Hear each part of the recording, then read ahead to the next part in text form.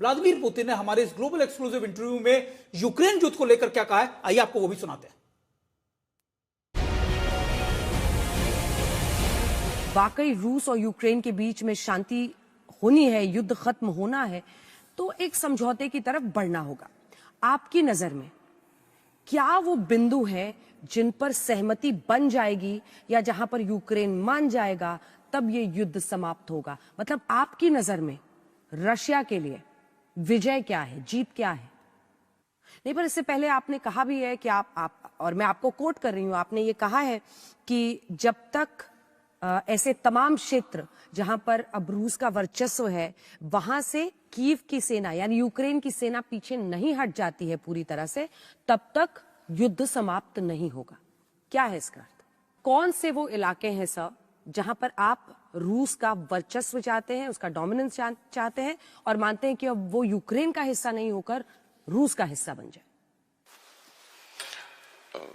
Вы знаете, дело не в победе, как вы сказали, а дело आप जानते हैं, जैसा कि आपने कहा, बात जीत की नहीं है।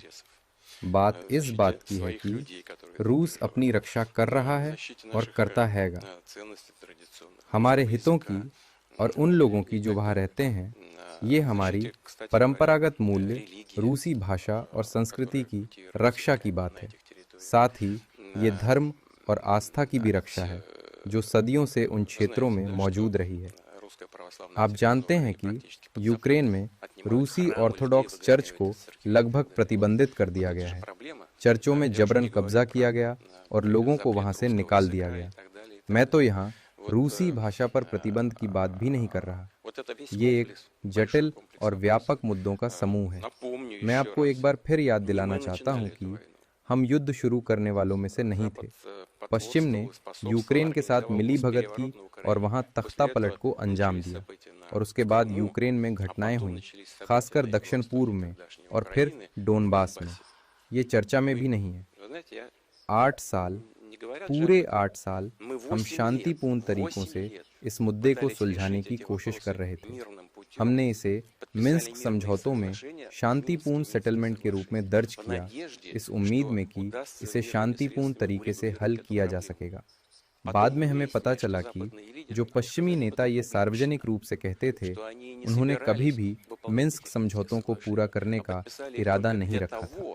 उन्होंने केवल इसलिए इसे साइन किया ताकि यूक्रेन को हथियार देने का मौका मिल सके और हमारे खिलाफ सशस्त्र संघर्ष जारी रखा जा सके। तो हमें 8 साल तक डोनबास में रहने वाले लोगों के मारे जाने के बाद, जिसकी याद पश्चिम में कोई नहीं रखता, पहले उन गणराज्यों को मान्यता देनी पड़ी और दूसरे उन्हें समर्थन देना पड़ा। और अब ये विशेष सैन्य अभियान युद्ध की शुरुआत नहीं है। ये उस युद्ध को समाप्त करने का प्रयास है जो पश्चिम ने यूक्रेनी राष्ट्रवादियों के हाथों हमारे खिलाफ शुरू किया था। यही असलियत है, यही विवाद की जड़ है। और हम इस युद्ध को तब खत्म करेंगे जब हम तय करेंगे कि हमने वो लक्ष्य हासिल कर लिए हैं जो हमने विशेष सैन्य अभियान की शुरुआत में निर्धारित किए थे, उन क्षेत्रों को मुक्त करने के लिए।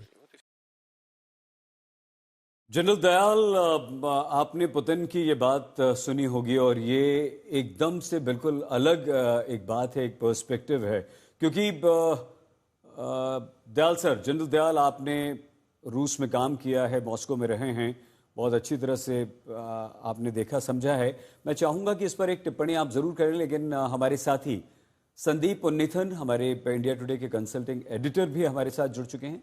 संदीप, इस पूरे इंटरव्यू को अगर हम समराइज करना चाहें तो संक्षेप में आप कैसे देखते हैं? 1 2 3 4 5 पॉइंट्स आपके लिए सबसे इंपॉर्टेंट क्या है? सईद, मेरा ये सबसे बड़ा जो टेक अवे इस इंटरव्यू का ये है, ये पहली बात ये है कि प्रेसिडेंट पुतिन जो है बहुत कम इंटरव्यूज देते हैं, और खासकर कि फॉरेन चैनल्स को। और इससे पहले एक ही इंटरव्यू शायद उन्होंने दिया जो इतने लंबे समय तक जो चला है, वो टकर कार्लसन को दिया था 2024 में, मार्च में। और उसके बाद ये सबसे इम्पोर्टेंट उनकी ये इंटरव्यू है जो हमको हमारे नेटवर्क को मिला है, आज तक और इंडिया टुडे को।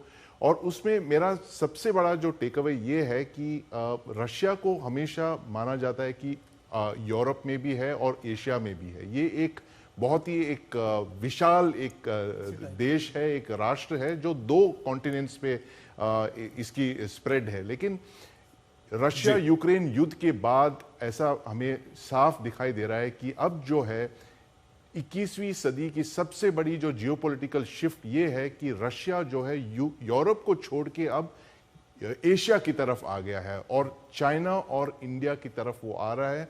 हमने देखा कि किस तरह के उनके घनिष्ठ संबंध हो गए चाइना के साथ, शी जिनपिंग के साथ, और अब प्राइम मिनिस्टर मोदी के साथ वो इस रशिया इंडिया चाइना के एक नए एक्सिस को वो अंजाम देना चाहते हैं। तो ये सबसे बड़ी जो टेक अवे है इस इंटरव्यू का, हो सकता है कल हमें ये सब देखने को मिलेगा। संदीप, अब मेरा सवाल आपसे इसलिए भी था क्योंकि आप बॉडी लैंग्वेज को बहुत अच्छे से रीड करते हैं। आपने आसिफ मुनीर के बॉडी लैंग्वेज से भी कई बार कुछ खबरें निकाली है।